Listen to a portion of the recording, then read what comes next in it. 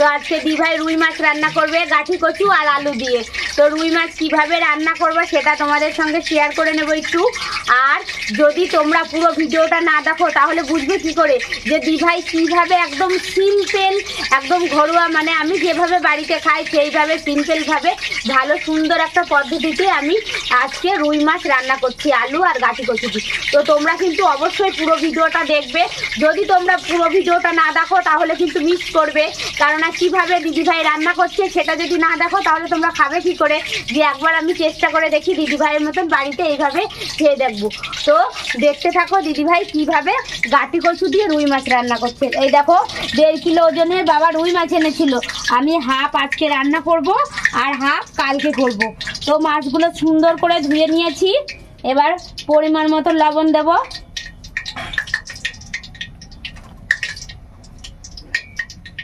আর পরিমাণ মতন একটু হলুদ দিয়ে আগে মাছগুলো ভালো করে মাখিয়ে নেব। লবণ হলুদ দিয়ে একসঙ্গে ভালো করে মিক্স করে নেব। ওদিকে কড়াইতে দেখো আমি তেল দিয়ে দিয়েছি। তেলটা ওদিকে গরম হতে যেটুকু সময়, তার মধ্যে মাছটা আমি ভালো করে মাখিয়ে নিলাম। তো আমার লবণ হলুদ মাখানো হয়ে গেছে। দেখো এবার প্রথমে আমি আগেগুলো মাথাগুলো আগে ভেজে নেব। দেখো কড়াই কিন্তু ভালো করে তাতাতে হবে, তা না হলে লেগে যাবে। তো আগে মাথাগুলো আমি ভেজে নেব ভালো করে সুন্দর করে।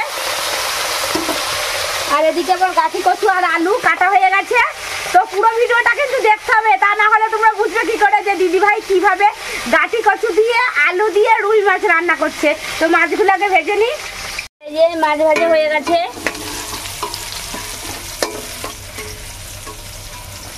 দেখো সুন্দর করে লাল করে কিন্তু আমি মাছগুলো ভেজে নিয়েছি। এইবারে তেলটা গরমই আছে, যেহেতু এই মাছ ভাজা তেলের মধ্যেই কিন্তু আমি মাছের ঝোলটা রান্না করব। তো এই যে জিরে তেলের পর দিলাম ওর জন্য রুই মাছের। প্রথমে জিরেটা তেলের পর দিয়েছি। জিরেটা একটু হালকা করে ভালো করে নেড়ে নেব। হ্যাঁ, জিরেটা একটু ভালো করে ভাজা হয়ে গেছে। এবার আমি এই যে গাঠি কচু আর আলু দেখো কেটে রেখেছি। এবার গাঠি কচু আর আলু একসঙ্গে আমি দিয়ে দিলাম। গাঠি কচু আর আলু ভালো করে লাল করে সুন্দর করে ভেজে নেব। তারপরে আমি কিছু মশলা দেব সেটা বলবো। তো আগে গাঠি কচুগুলো ভালো করে সুন্দর করে ভেজে নিই। এবার পরিমাণ মতন আলু আর গাঠি কচু দিয়ে দিলাম কড়ার মধ্যে। এবার পরিমাণ মতন একটু হলুদ দিয়ে লবণ দিলাম, হলুদ। এবার লবণ হলুদ দিয়ে ভালো করে লাল করে আলুগুলো ভেজে নেব। তারপরে দিদিভাইয়ের সঙ্গে থাকো, মশলাটা ততক্ষণ করে নিই। ওদিকে জিরে বাটা হবে। তো এই যে এবার সুন্দর করে গাঠি কচু আর আলু একসঙ্গে ভালো করে এদিকে আমার ভাজা হোক, ওদিকে আমি মশলাটা করে রাখছি।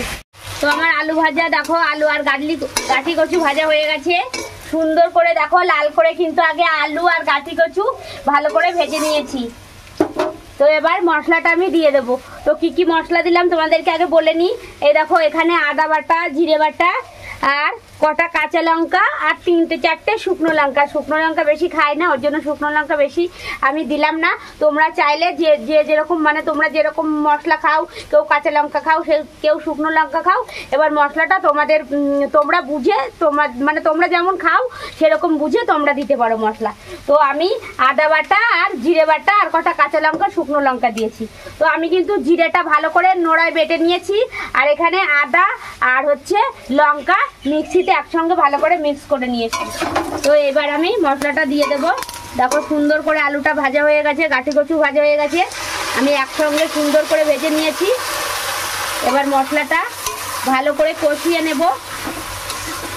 আলু আর গাঠি কচুর সঙ্গে এরকম করে সুন্দর করে মশলা যদি না কষানো হয় তাহলে কিন্তু খেতে সেই টেস্টি হয় না। তো আমার মশলাটা আমি ভালো করে কষিয়ে নেব আগে। তো এই যে মশলাটা দিয়ে কিন্তু সুন্দর করে কষিয়ে নিতে হবে ভালো করে। আলু আর গাঠি কচু এরকম করে সুন্দর করে যতক্ষণ কষাবে ততক্ষণ কিন্তু খেতে মানে সেই টেস্টি হয় ঝোলটা। ওর জন্য মশলা দিয়ে তোমরা চাইলে অনেকক্ষণ কষিয়ে নেবে, ভালো করে কষিয়ে তারপরে জল দেবে। তো আমার কষানো এখনো হয়নি, আরও হবে। তো তো দেখো আমার কষানো প্রায় হয়ে গেছে। এই দেখো এইভাবে সুন্দর করে কিন্তু কষিয়ে নেবে। যদি তোমরা দিদি ভাইয়ের মতন খেতে চাও তাহলে এরকম করে সুন্দর করে আগে কষিয়ে নেবে, খেয়ে দেখবে সেই টেস্টি। আমি বলছি না, রান্না করে খেয়ে তারপর আমাকে কমেন্ট করবে, বুঝেছো? খেয়ে তো আমার কষানো হয়ে গেছে প্রায়, দেখো এখনো হয়নি, আর একটু কষাবো তারপরে জল ঢেলে দেবো। তো আমার কষানো হয়ে গেছে, এবার আমি জল ঢেলে দেবো।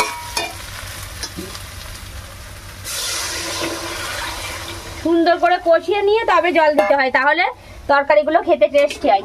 যে কোনো তরকারি ভালো করে কষাতে হয়, তা না হলে তরকারি মজেও না আর খেতেও স্বাদ হয় না। তারপরে মশলা তোমরা যেমন খাও সেই পরিমাণে দেবে। আমরা যেহেতু অল্প খাই ওর জন্য অল্প মশলা দিলাম। তো এবার ফুটুক, ঝোলটা ভালো করে পরিমাণ মতন একটু হলুদ দিয়ে দেবো, লবণ তো আগেই দিয়েছি, এখন আর লবণ দিলাম না বেশি, হলুদটা দিয়ে ভালো করে নেড়ে নেবো। এবার ঝোলটা কিছুক্ষণ ফুটবে। তো দেখো আমার ঝোলটা ফুটে গেছে সুন্দরভাবে। এবার আমি মাছগুলো ছেড়ে দেবো। আমি কিন্তু ভিডিওটা আর বেশি বড় করব না, মাছগুলো দিয়ে কিছুক্ষণ ফুটিয়ে নামিয়ে ফেলবো। তো আমি মাছগুলো দিয়ে দিলাম।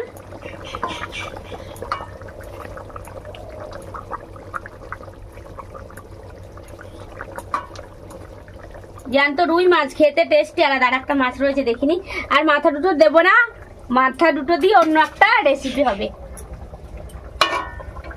তো দেখো কত সুন্দর হয়েছে, দেখো।